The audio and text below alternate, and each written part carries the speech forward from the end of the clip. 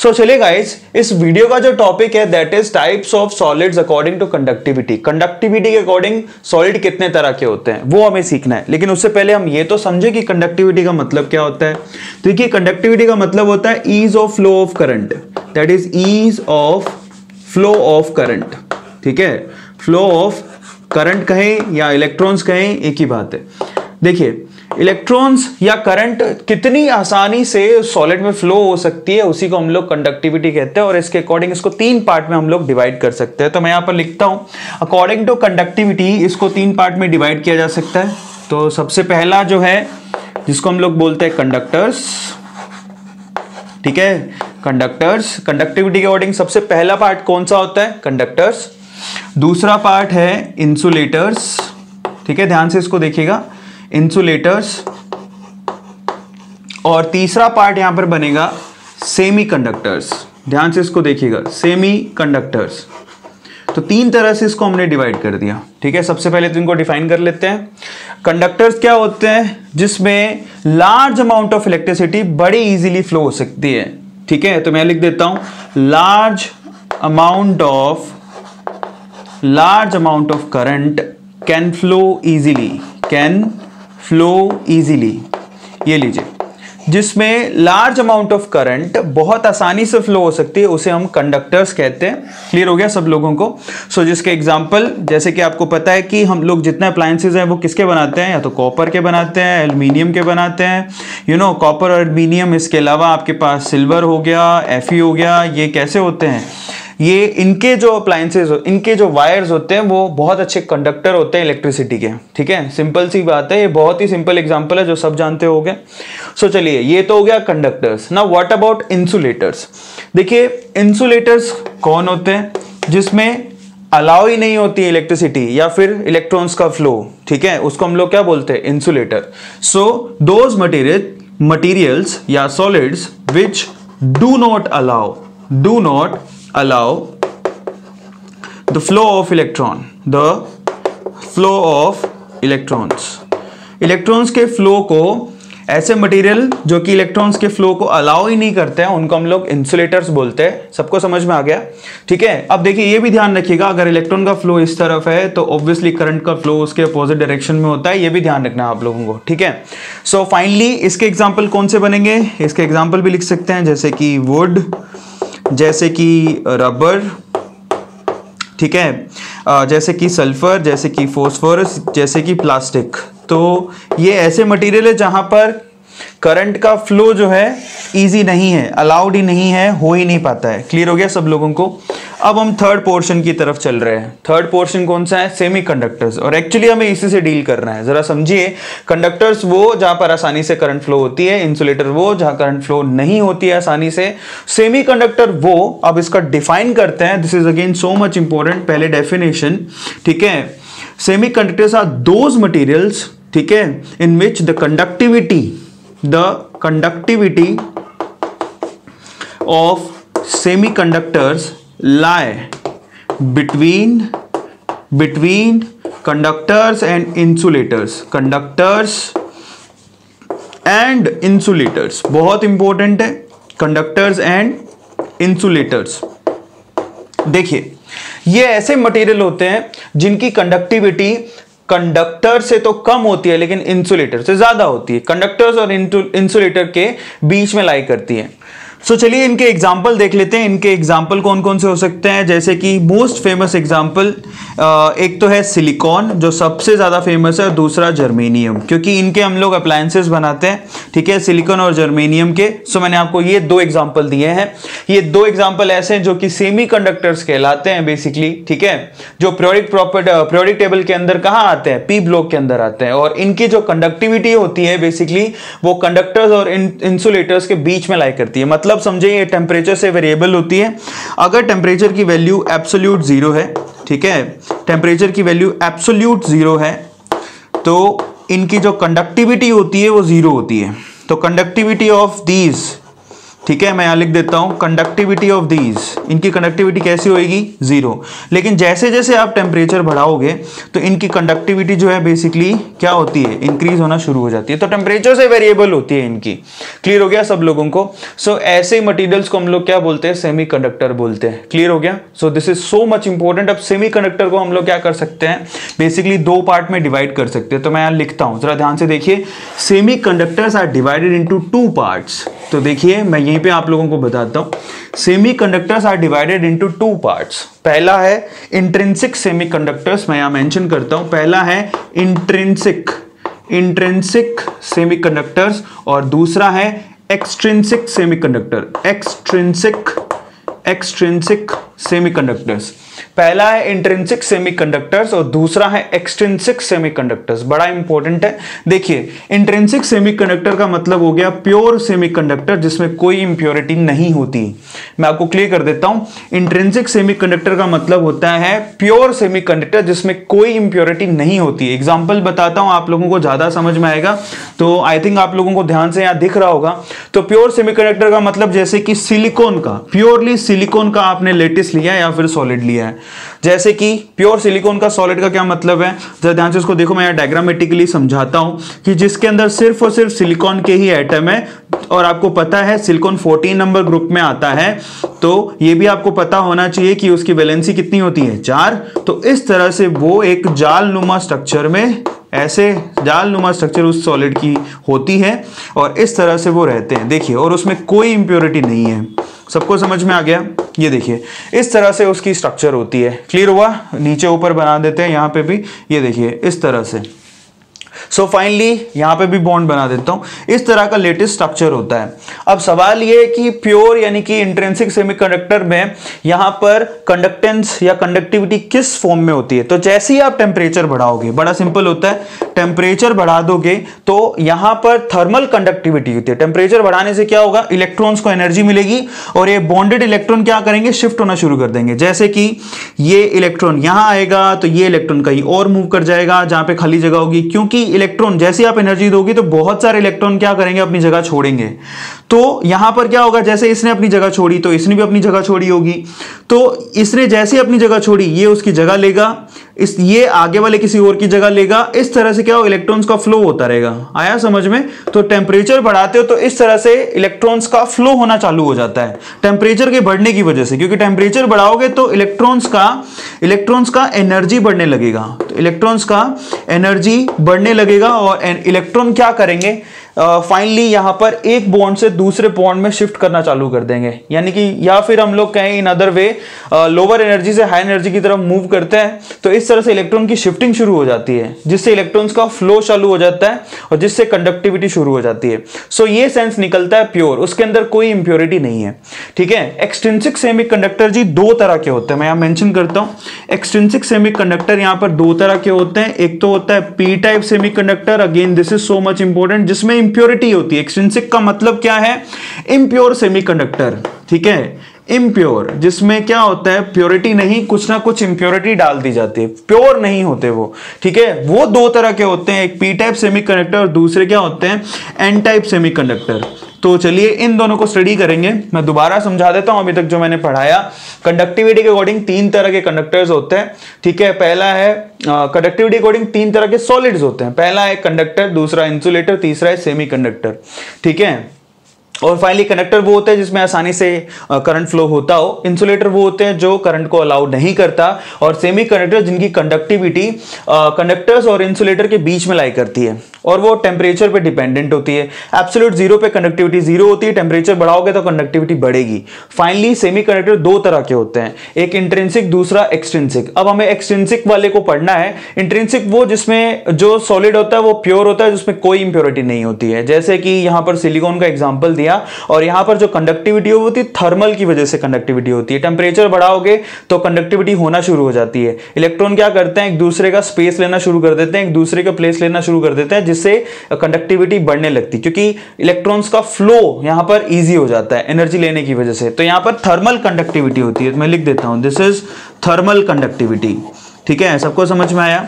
लेकिन दूसरी तरफ है एक्सट्रिंसिक सेमीकंडक्टर, ठीक है, जो कि इम्प्योर सेमीकंडक्टर होता है, जिसको अभी हमें पढ़ना है। सो फाइनली वो दो तरह के होते हैं, एक पी टाइप और दूसरा एन टाइप। क्लियर हो गया? सो ये पी टाइप और एन टाइप क्या है वो मैं अभी बताऊंगा, लेकिन उससे पहले जितना मैंने अभी ये चार्ट बनाया उसका स्क्रीनशॉट ले लो, उसके बाद आगे चलेंगे। सो ले लीजिए।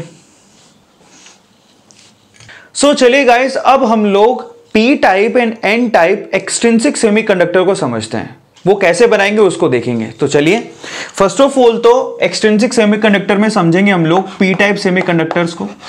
पी टाइप सेमीकंडक्टर्स का मतलब क्या है? पी टाइप एक्सट्रिंसिक सेमीकंडक्टर्स, उसका मतलब क्या है जरा ध्यान से उसको देखो। तो यहां पर पी का मतलब होता है जी पॉजिटिव, पॉजिटिव का पॉजिटिव की वहां पर एक्सेस हो जाए, सो पॉजिटिव की एक्सेस हो जाए उसको पी टाइप सेमीकंडक्टर कहेंगे। अब हम लोग क्या करते हैं, सेमीकंडक्टर में पॉजिटिव को हम लोग बोलते हैं होल। पॉजिटिव का मतलब क्या है? That is deficiency of electrons, deficiency, ठीक है, ऑफ इलेक्ट्रॉन्स, उसी को हम लोग क्या बोलते हैं? पॉजिटिव। ये ध्यान रखिएगा, अगर किसी स्पेस से यहां पर कोई एक इलेक्ट्रॉन है सपोज, ठीक है, और अगर ये इलेक्ट्रॉन चला गया अपनी जगह छोड़ के, तो पीछे क्या बचेगा? पॉजिटिव ही तो बचेगा। तो डेफिशिएंसी ऑफ इलेक्ट्रॉन को ही हम लोग पॉजिटिव कहते हैं, और इस पॉजिटिव को हम लोग यहां पर सेमीकंडक्टर की भाषा में होल कहते हैं। ये ध्यान रखिएगा, जैसे ही यहां से इलेक्ट्रॉन जाएगा तो पीछे एक होल क्रिएट हो जाएगा, उसी होल को हम लोग पॉजिटिव बोलते हैं, और इसी को हम लोग पी कह रहे हैं। तो जिसको पी समझ में नहीं आया उसको अब तो आई थिंक समझ में आ गया होगा कि पी का सेंस क्या है। पी का मतलब होता है पॉजिटिव, एक्सेस हो जाए पॉजिटिव की। और पॉजिटिव क्या होता है? That is deficiency of electron. अगर इलेक्ट्रॉन अपनी जगह छोड़ेगा तो पीछे एक होल क्रिएट होगा, उसी को हम लोग पॉजिटिव बोलते हैं। तो इसका मतलब होल को ही हम लोग क्या कहते हैं? पॉजिटिव। ये ध्यान रखना है आप लोगों को। क्लियर हो गया सब लोगों को? अब ये होगा कैसे? अब ये इंप्योरिटी का सेंस क्या है जरा उसको चेक करिएगा। तो यहां पर क्या करेंगे हम लोग, सपोज कि हमारे पास है ना ये प्योर इंट्रिंसिक सेमीकंडक्टर था, जिसकी कंडक्टिविटी कुछ इतनी ज्यादा नहीं है, टेम्परेचर बढ़ाओगे तभी ये कुछ कंडक्टिविटी शो करता है। अब इसमें अगर हमने इंप्योरिटी पैदा कर दी और इनहेरेंटली एक ऐसी प्रॉपर्टी यहां पर पैदा हो जाए कि यहां पर होल क्रिएट हो जाए अपने आप से ही, ध्यान से उसको देखिए, मैं उसको समझाता हूं। तो मैंने सपोज यहां पर एक इंट्रिंसिक सेमीकंडक्टर लिया, इंट्रिंसिक से ही आप एक्सट्रिंसिक बनाते हो। ये इंट्रिंसिक सेमीकंडक्टर कौन सा है? सिलिकॉन का मैंने लिया है, यह आप लोगों को दिखाई दे रहा होगा। सो फाइनली यहां क्या करेंगे, देखो सब सिलिकॉन है और नॉर्मल टेम्परेचर पे इसकी कंडक्टिविटी कुछ ज्यादा नहीं होती है, ठीक है। सो यहां पर एब्सोल्यूट जीरो पे तो बिल्कुल जीरो होती है। अब मैं यहां पर क्या करूं, यहां पर ये ध्यान से देखिए, सिलिकॉन कौन से में आता है? 14 नंबर ग्रुप में आता है। 14 नंबर ग्रुप में कौन आता है? देखिए यहां पर कार्बन होता है, सिलिकॉन होता है, जर्मेनियम होता है, तो पता है ना। कौन सी गीता, और यहां पर SnNPb, ये तो पता है ना आप लोगों को, 18 और लेड, ये 14 नंबर में। अगर मैं 14 नंबर में 13 नंबर की इंप्योरिटी ऐड कर दूं, देखिए यहां पर 13 नंबर की इंप्योरिटी ऐड कर दूं, 13 नंबर पे कौन आता है? 13 नंबर पे आता है बोरॉन, एल्यूमिनियम, गैलियम, इंडियम और थैलियम। ये देखिए, तो अगर मैंने 14 नंबर के एलिमेंट्स जिसमें स्पेशली ये सेमीकंडक्टर की तरह बिहेव करते हैं, उसमें 13 नंबर की इंप्योरिटी कोई भी ऐड कर दूं तो वो पी टाइप सेमीकंडक्टर बनाएगा। अगर इंप्योरिटी 13 की है तो वो पी टाइप सेमीकंडक्टर बना लेगा। क्लियर है? तो मैंने क्या किया, यहां पर डोपिंग करी। डोपिंग का मतलब होता है इंप्योरिटी को ऐड करना, ये भी ध्यान रखिएगा। डोपिंग का मतलब हो गया एडिशन ऑफ इंप्योरिटी, ठीक है। सो एडिशन ऑफ इंप्योरिटी, ये काम किया जाता है डोपिंग के थ्रू, एडिशन की जाती है इंप्योरिटी की। तो जिससे क्या होता है कि यहां से सिलिकॉन हट जाएगा, ठीक है। इस पूरे लेटिस में बहुत जगह पे सिलिकॉन हटेगा और उसकी जगह कौन लेगा, यहां पर किसी को भी डाल दीजिए, जैसे कि इंडियम डाल दिया। तो अब जरा सोचिए, इंडियम की जो वैलेंसी होती है जी, वो तो होती है 3, उसके पास तो 3 ही इलेक्ट्रॉन होते हैं। तो देखिए यहां पर आप सोचिए कि अगर मैंने यहां पर इंडियम की इंप्योरिटी ऐड करी, ध्यान से उसको समझिएगा, अगर मैंने यहां पर इंडियम की इंप्योरिटी ऐड करी, वो तो 3 ही बॉन्ड बना पाएगा क्योंकि उसके पास तो 3 ही इलेक्ट्रॉन होते हैं। सबको समझ में आ गया? तो यहां पर ऑटोमेटिकली एक होल क्रिएट हो गया, जरा ध्यान से उसको देखो, ठीक है। हुआ कि नहीं हुआ? ये ऑटोमेटिकली एक होल क्रिएट हो गया और यहां पर इसका इलेक्ट्रॉन जो है वो फ्री है। तो यहां पर ऑटोमेटिकली जो होल क्रिएट हुआ है बेसिकली, इसीलिए इसको क्या कहते हैं बेसिकली, ध्यान से उसको देखिएगा, ये होल क्रिएट हुआ है इंडियम को डालने की वजह से, क्योंकि इसके पास तो क्या है 3 इलेक्ट्रॉन है, जो चौथा स्पेस है वो तो यहां पर क्या करेगा, होल क्रिएट करेगा। तो इस वजह से इसको क्या बोलते हैं, पी टाइप सेमीकंडक्टर बोलते हैं। आप अलग अलग जगह पे क्या करो, जैसे कि यहां पर भी मैंने क्या किया, इंडियम की इंप्योरिटी ऐड कर दी, तो ये तो 3 इलेक्ट्रॉन होते हैं इसके पास वैलेंस इलेक्ट्रॉन, चौथी जगह तो यहां खाली रह जाएगी क्योंकि इसके पास तो कुछ है ही नहीं, तो यहां पर एक होल क्रिएट हो गया। क्लियर हो गया। सो फाइनली इस तरह से जब हम ये इंप्योरिटी ऐड करते हैं तो अपने आप यहां पर स्पेसेस बन जाते हैं। तो जरूरी नहीं है कि आप हाई टेम्परेचर करोगे तब यहां पर इलेक्ट्रॉन्स का क्या होगा, फ्लो होगा, नहीं। नॉर्मल टेम्परेचर, लो टेम्परेचर पर भी क्या हो सकता है, अब क्योंकि यहां पर होल क्रिएट हो गए हैं तो ये जो इलेक्ट्रॉन है बॉन्डेड इलेक्ट्रॉन बाकी इस जगह के, ये उठ के यहां आ जाएगा।